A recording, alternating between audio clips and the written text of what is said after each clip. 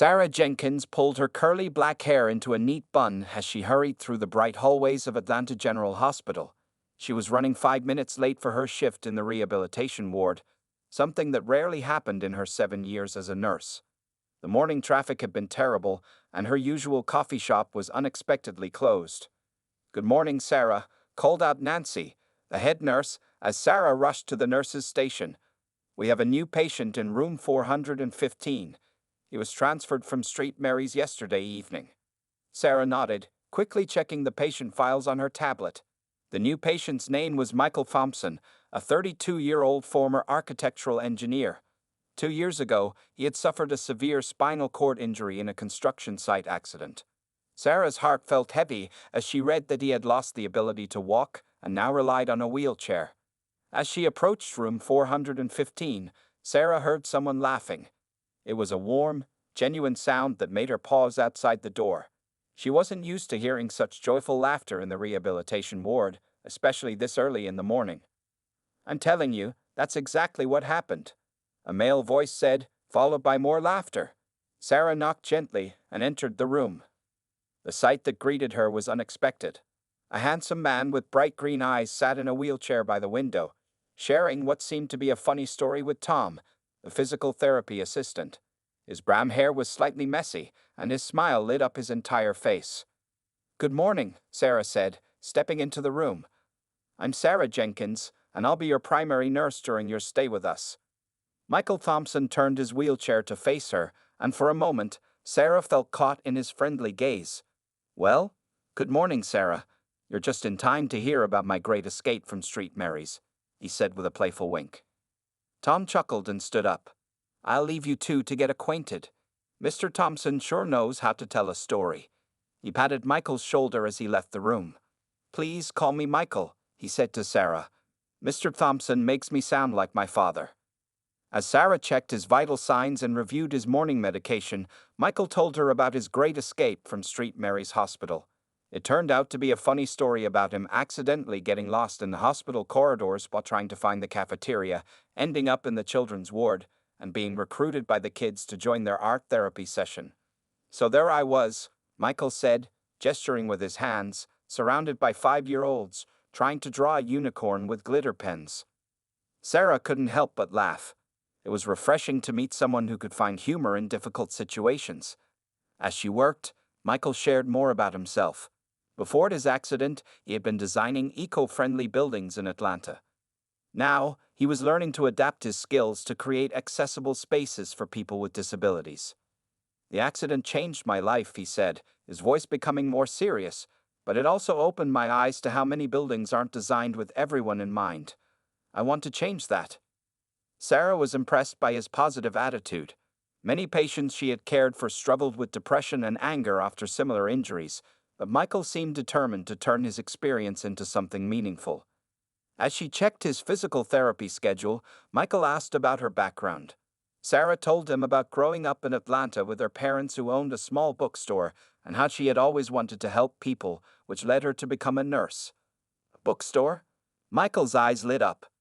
"Please tell me you have some good book recommendations. The selection in the hospital library is, well, let's just say I've read enough romance novels about doctors falling in love with patients to last a lifetime." Sarah laughed and promised to bring him some better options from her parents' store. As she finished her morning duties and prepared to leave the room, she realized she had spent longer with Michael than she usually did with new patients. There was something special about him, not just his cheerful personality, but the way he seemed genuinely interested in others. "I'll see you this afternoon for your medication," Sarah said, heading toward the door. "I'll be here," Michael called after her. "Not like I have any unicorn drawing sessions scheduled today." As Sarah walked to her next patient's room, she found herself smiling. Something told her that taking care of Michael Thompson would be different from any other patient she had helped before. Little did she know, this ordinary morning would mark the beginning of an extraordinary journey that would change both their lives forever. Over the next few weeks, Sarah found herself looking forward to her shifts at the rehabilitation ward more than ever before. Michael Thompson wasn't like any patient she had met in her nursing career. While other patients often struggled with their therapy sessions, Michael approached each challenge with determination and his trademark sense of humor. One morning, Sarah walked into his room carrying a stack of books from her parents' bookstore. She found Michael working on his laptop, his forehead wrinkled in concentration. "Good morning," Sarah said, placing the books on his bedside table. "I brought you some better reading options, just as promised." Michael's face lit up when he saw her. "Sarah, perfect timing. Come here, I want to show you something amazing." He turned his laptop screen toward her, revealing a detailed 3D design of a building. "What am I looking at?" Sarah asked, moving closer to get a better view. "This," Michael said proudly, "is my latest project. I'm redesigning an old office building to make it fully accessible, but not just with basic ramps and elevators. I'm talking about smart doors that can detect when someone in a wheelchair approaches, adjustable height counters, and even a rooftop garden with raised beds so people with mobility issues can enjoy gardening." Sarah watched as he navigated through the 3D model, explaining each feature with enthusiasm. She noticed how his eyes sparkled when he talked about his work, and how his hands moved expressively as he described his ideas. "The accident may have put me in this chair," Michael continued, "but it also showed me how to make the world better for others like me. I'm actually grateful for that perspective." During his physical therapy sessions, Sarah often stayed to help and encourage him. She watched as he worked with determination to strengthen his upper body, never complaining even when the exercises were difficult. One day, while helping him back to his wheelchair after a particularly challenging session, Sarah noticed a small sketch pad falling from his side table. As she picked it up, several drawings caught her eye.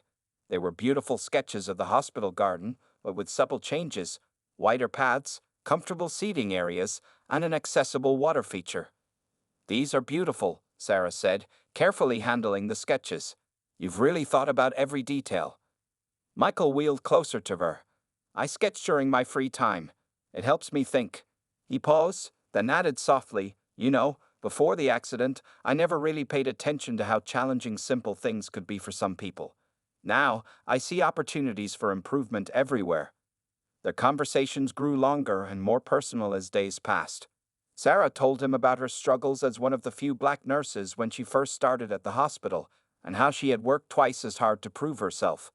Michael shared stories about his childhood dream of becoming an architect and how his parents had supported him even when others doubted his career choice. One afternoon, while Sarah was checking his vitals, Michael asked, "Do you believe everything happens for a reason?" Sarah thought for a moment. "I believe we can find meaning in everything that happens to us, even the difficult things." "Why do you ask?" "Because if I hadn't had this accident, I would have never ended up here," Michael said, looking directly at her. "I would have never met you." Sarah felt her heart skip a beat, but before she could respond, Nancy, the head nurse, walked in for the afternoon rounds. As Sarah left the room, she couldn't ignore the warm feeling in her chest or the smile that wouldn't leave her face. That evening, as Sarah drove home, she realized something had changed. She no longer saw Michael as just another patient.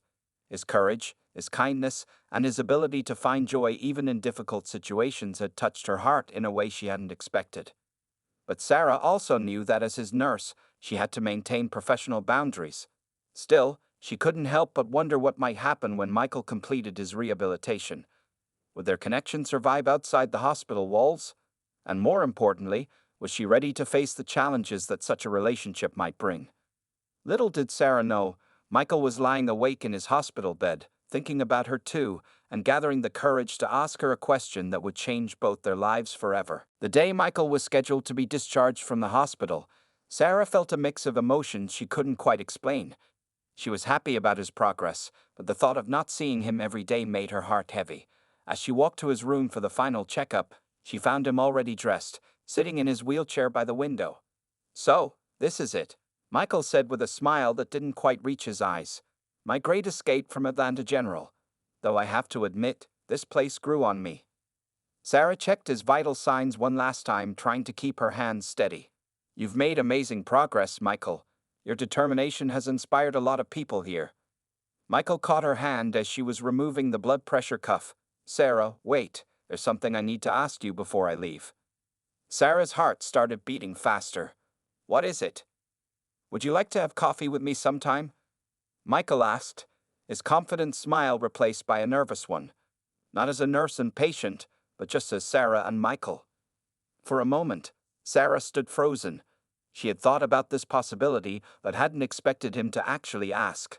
Hospital policy strictly prohibited dating current patients, but Michael wouldn't be her patient anymore in a few hours.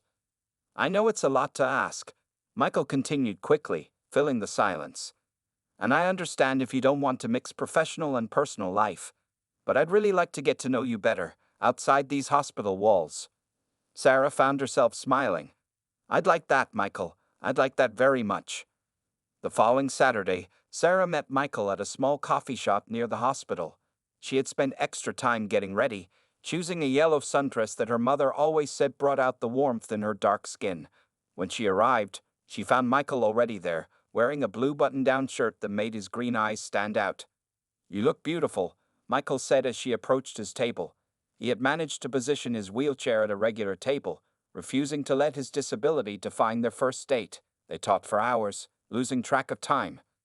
Sarah learned about Michael's childhood dreams of building treehouses, and how that evolved into his passion for architecture.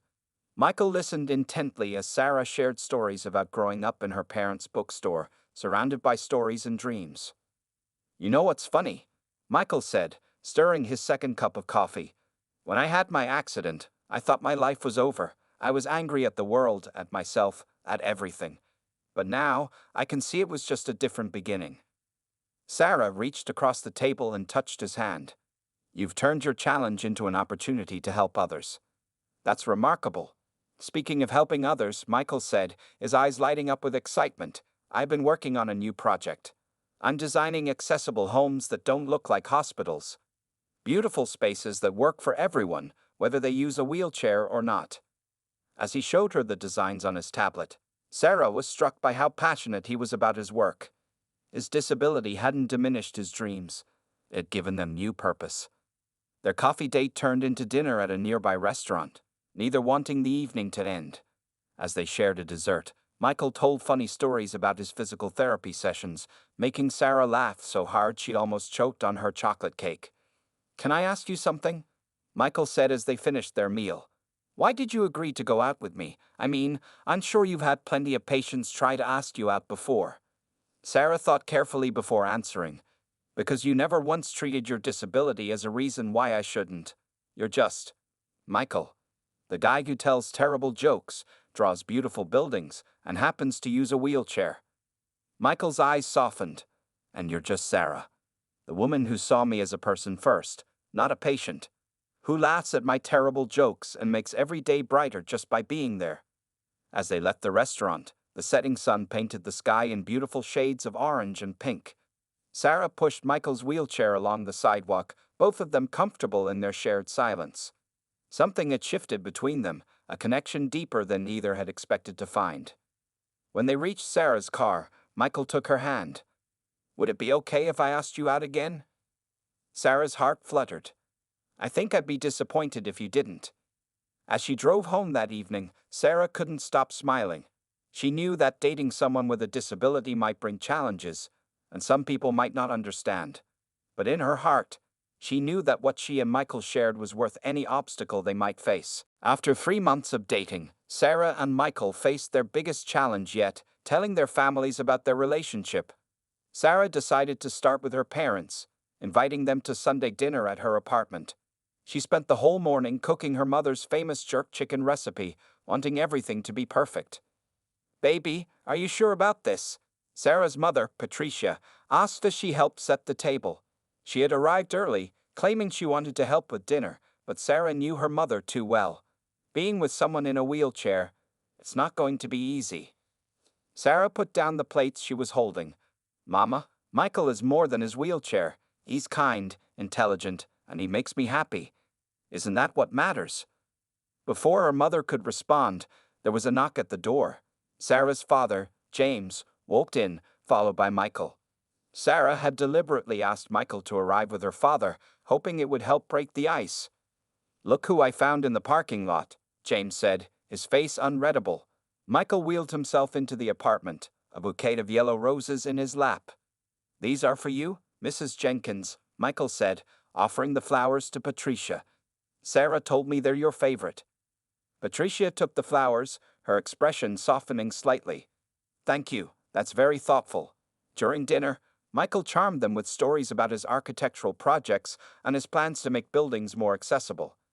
Sarah watched as her father, a retired construction worker, became increasingly interested in Michael's ideas.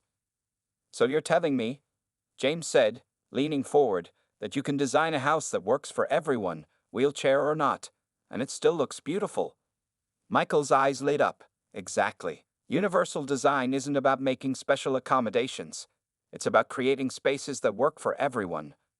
By dessert, even Patricia had warmed up to Michael, especially after he praised her recipe for sweet potato pie. As her parents were leaving, Sarah overheard her father say to Michael, "You take good care of our girl, you hear?" The next weekend, it was time to meet Michael's family. His parents had invited them to their home in the suburbs. As Sarah pulled into their driveway, she noticed Michael growing tense. "They can be a bit protective," he warned her. "Ever since the accident, they worry too much." Michael's mother, Elizabeth, opened the door before they could ring the bell. She was a tall woman with Michael's green eyes and a worried expression. His father, Robert, stood behind her, helping Michael navigate his wheelchair up the front ramp they had installed after his accident. "Sarah, welcome," Elizabeth said, her smile not quite reaching her eyes. "Michael has told us so much about you." During lunch, Sarah could feel Elizabeth watching her every move, especially when she naturally helped Michael with small things without making a fuss about it. The tension in the room was thick enough to cut with a knife. Finally, Elizabeth couldn't hold back anymore. "Sarah, dear, do you really understand what you're getting into? Caring for someone with a disability is a huge responsibility." "Mom," Michael protested, but Sarah touched his hand gently. "Mrs. Thompson," Sarah said calmly, looking directly at Elizabeth, "I'm a nurse. I understand exactly what I'm getting into. But that's not why I'm with Michael. I'm with him because he makes me laugh, because he sees the world in beautiful ways, and because when I'm with him, I'm the happiest I've ever been." Robert cleared his throat. "But there's also the matter of, well, some people might not understand. An interracial couple, with Michael's condition—" "Dad," Michael interrupted firmly, "Sarah and I know there will be challenges, but we're ready to face them together. I love her, and nothing else matters." It was the first time either of them had used the word love. Sarah squeezed Michael's hand, her heart full. The rest of the afternoon passed more smoothly. Elizabeth asked Sarah about her work, and Robert showed her Michael's childhood photos. By the time they left, both parents seemed more accepting, though Sarah could still see worry in Elizabeth's eyes. In the car ride home, Michael was quiet. "I'm sorry about my parents," he finally said. "They mean well? They're just scared," Sarah finished for him. "Just like my parents were. But we'll show them all that love is stronger than fear." Michael smiled, reaching for her hand. "Have I told you today how amazing you are?" As they drove home in the setting sun, Sarah realized that while their family's concerns came from different places, her parents worried about the challenges of being with someone disabled, his parents worried about her commitment and the complications of an interracial relationship, the solution was the same. 6 months into their relationship, Michael was selected to present his inclusive design projects at the Atlanta Architectural Innovation Exhibition. Sarah had never seen him so excited as he prepared for the biggest opportunity of his career since the accident. "You've got to come," Michael insisted during their dinner date a week before the exhibition. "This isn't just about showing my designs. It's about proving that disability doesn't mean inability." Sarah smiled, admiring how his eyes lit up when he talked about his work. "Of course I'll be there. I wouldn't miss it for anything." The exhibition hall was packed on the big day. Sarah watched proudly as Michael navigated his wheelchair through the crowd, confidently explaining his designs to interested visitors. He had created detailed 3D models of accessible homes and offices that looked both beautiful and functional. "The key is invisible integration," she heard him explain to a group of developers. "Every feature serves both aesthetic and practical purposes. See this curved walkway? It eliminates the need for obvious ramps while creating a flowing design element." During a break, Sarah brought Michael a bottle of water. "You're amazing," she said, noticing how many people were gathered around his display. "Everyone loves your ideas." Michael seemed distracted, checking his phone frequently.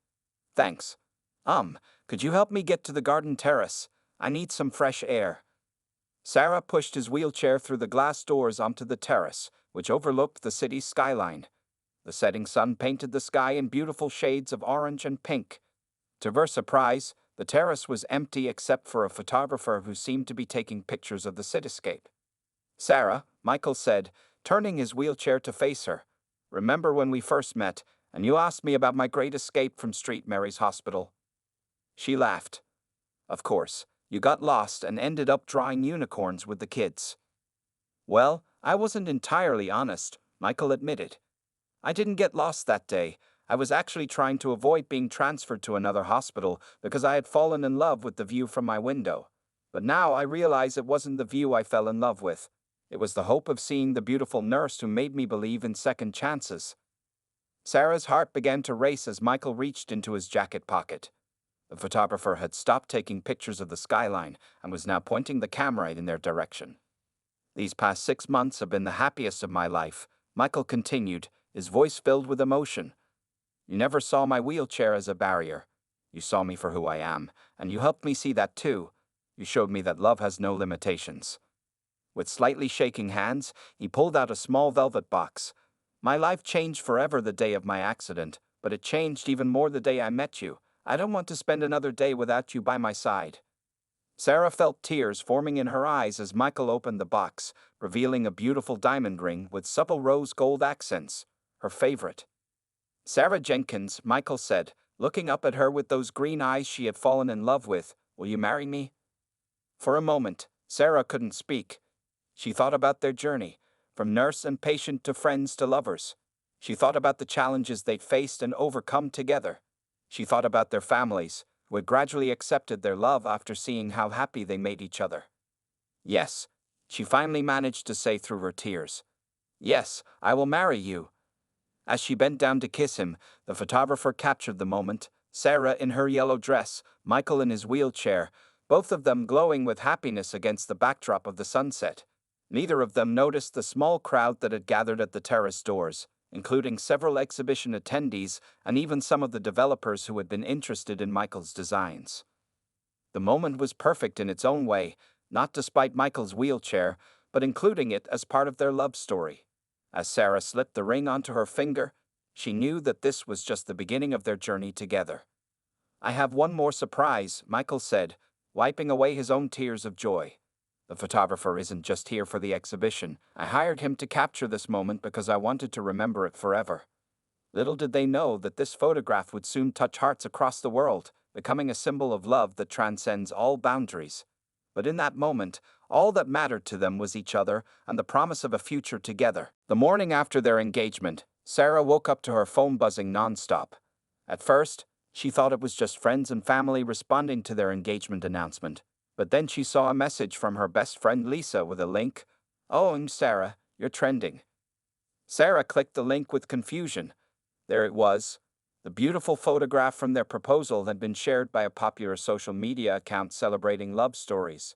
The caption read, "Love knows no boundaries. A beautiful proposal moment captured at the Atlanta Architectural Innovation Exhibition." Michael, wake up. Sarah called him immediately. You need to see this. What's wrong? Michael asked, his voice still sleepy. Our proposal photo. It's going viral on the internet. Within days, their story spread across social media platforms. The photograph captured everything perfectly, the sunset creating a golden glow around them, Sarah's yellow dress flowing in the evening breeze, Michael looking up at her with pure love in his eyes, and the diamond ring catching the last rays of sunlight. Comments poured in from around the world. This is what true love looks like. As someone in a wheelchair, this gives me hope. Beautiful to see love breaking all stereotypes. Local news stations began calling for interviews. At first, Sarah and Michael were hesitant, but then they realized their story could help change perceptions about both interracial and ability-diverse relationships. We should do it, Michael said one evening as they sat in his apartment, looking at yet another interview request. If our story can help even one person believe in love again, it's worth sharing. Their first television interview was with Atlanta's Channel 5 News. Sarah wore the same yellow dress from the proposal, and Michael had his architecture designs ready to show. What made you fall in love with Michael? The interviewer asked Sarah. Sarah smiled, looking at Michael. His spirit. Here was someone who had every reason to be bitter about life, but instead, he chose to use his experience to help others. He showed me that what others see as limitations are actually opportunities to view the world differently. And Michael, what drew you to Sarah? She saw me, Michael said simply. Not the wheelchair, not the disability, just me. From our very first meeting at the hospital, she treated me like anyone else. That's all any of us really want, isn't it? To be seen for who we are. The interview went viral too, touching hearts with its sincerity. Soon, they were receiving messages from other couples facing similar situations, asking for advice and sharing their own stories. One evening, as they read through the messages together, Sarah found one that made her tear up. It was from a young nurse.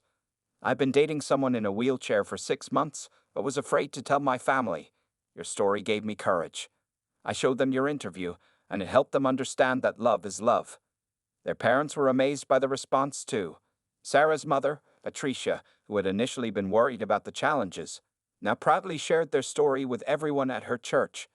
Michael's mother, Elizabeth, called one day in tears after reading an article about them in the local newspaper. I was so wrong, Elizabeth admitted. I was worried about the difficulties you'd face, but I should have focused on the love you share. You too are inspiring so many people. The attention brought unexpected opportunities. A publishing company reached out about writing a book about their love story. Several disability advocacy groups invited them to speak at their events. Michael's architectural firm received numerous requests for his inclusive design concepts. But amid all the publicity, Sarah and Michael remained focused on each other. One evening, as they sat on Sarah's balcony looking at the stars, Michael took her hand. Are you okay with all of this? He asked. Being in the spotlight wasn't part of the deal when you said yes. Sarah squeezed his hand. I said yes to sharing my life with you. If sharing our story helps others believe in love without limits, then that's just another blessing. The viral photo had done more than capture a beautiful moment. It had started a conversation about love, acceptance, and the power of seeing beyond physical differences. But for Sarah and Michael, it was simply a reminder of the day they promised to face life's challenges together, proving that true love doesn't see barriers, it breaks them. The day of Sarah and Michael's wedding arrived on a perfect spring morning. The ceremony was being held in the garden of a beautiful historic house that Michael had helped redesign to be fully accessible. White chairs lined the curved pathways, and flowers in shades of yellow and white decorated every corner. In the bridal suite, Sarah stood in front of the mirror as her mother adjusted her veil. The wedding dress was specially designed with a shorter front hem to prevent it from getting caught in Michael's wheelchair during their first dance. You look like an angel, Patricia said, wiping away tears. I was wrong about so many things, baby.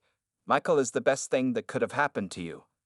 Meanwhile, in another room, Michael was keeping a secret that only his best man and doctor knew about. For the past 6 months, he had been participating in an experimental medical treatment program. While it hadn't restored his ability to walk completely, it had significantly improved his mobility and strength. Are you sure about this? His best man, Tom, asked as he helped Michael with his tie. You don't have to push yourself.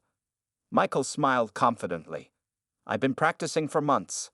I want to give Sarah a moment she'll never forget. The ceremony was beautiful in its simplicity. Sarah walked down the aisle to the sound of soft violin music, her dark skin glowing against the white dress.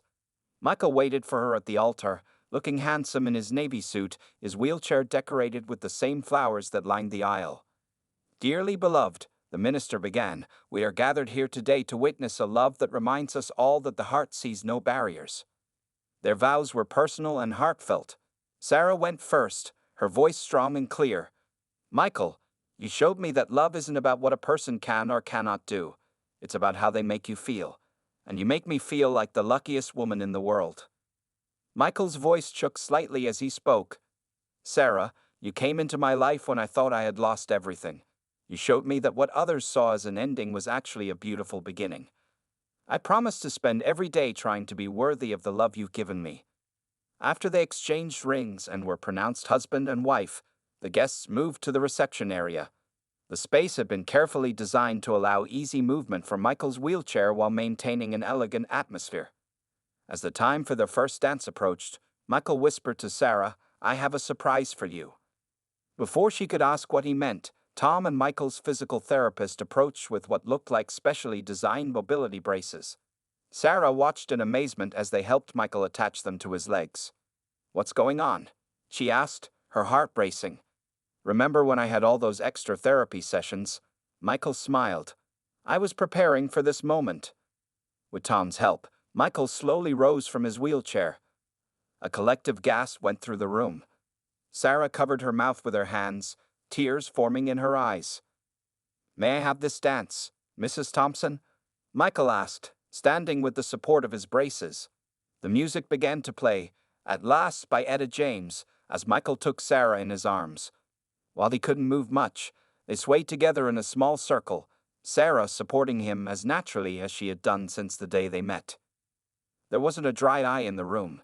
Elizabeth Thompson sobbed openly into her husband's shoulder. James Jenkins held his wife Patricia close, both of them watching their daughter's happiness with proud tears. "How long have you been planning this?" Sarah whispered as they danced. "Since the day you said yes," Michael replied. "The treatment isn't a cure. I'll still need my wheelchair most of the time.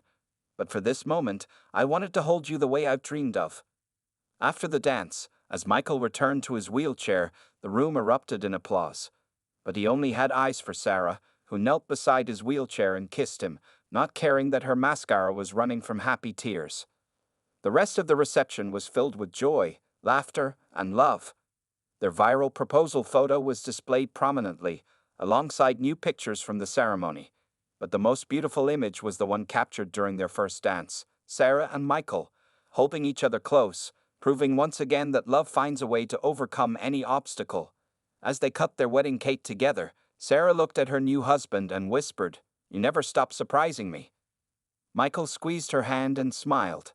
"That's my plan for the rest of our lives." 1 year after their wedding, Sarah and Michael sat in their newly built home, looking through messages from people who had been touched by their story. Their house was the first prototype of Michael's inclusive design series, proving that accessible homes could be both beautiful and functional.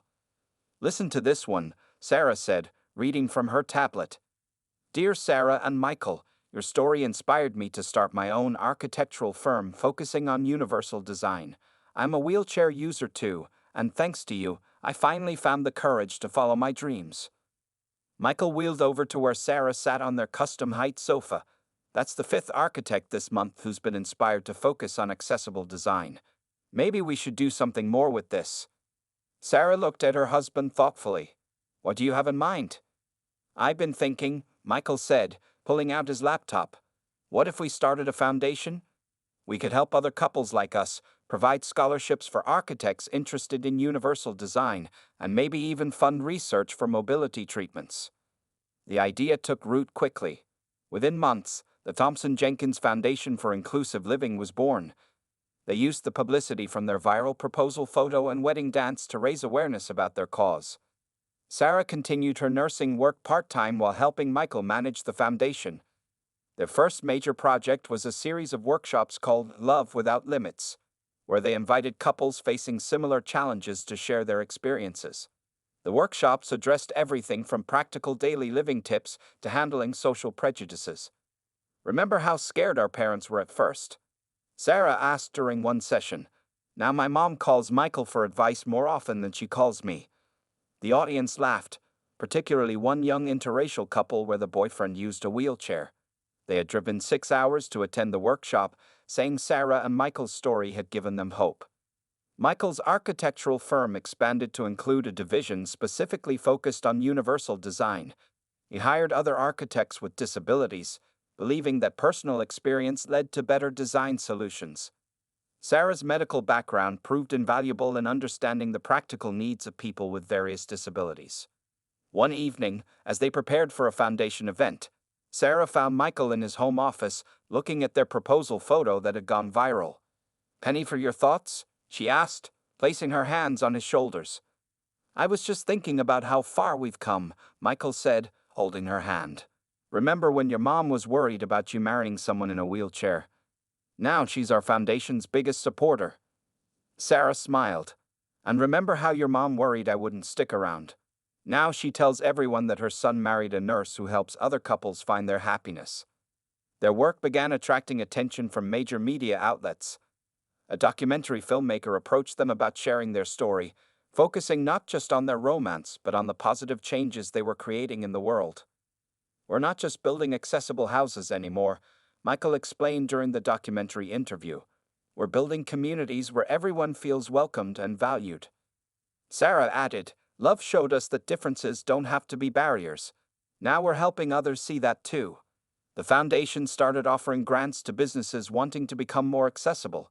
They worked with city planners to create more inclusive public spaces. Sarah even developed a training program for healthcare workers about treating patients with disabilities with dignity and respect. One day, while visiting Sarah's parents' bookstore, which had been renovated to be fully accessible using one of Michael's designs, Patricia pulled out an old photo album.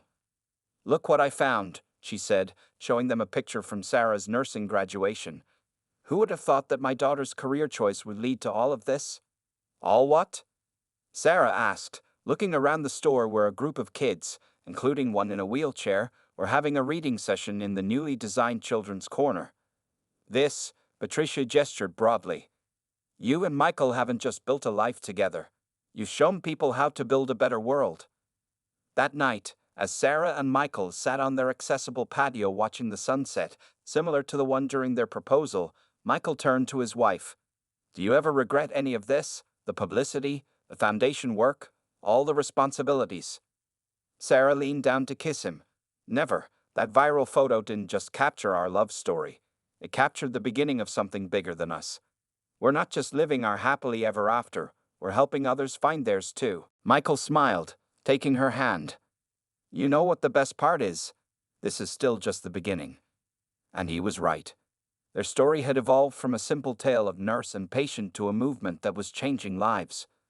They had proved that love not only breaks barriers, it builds bridges for others to follow.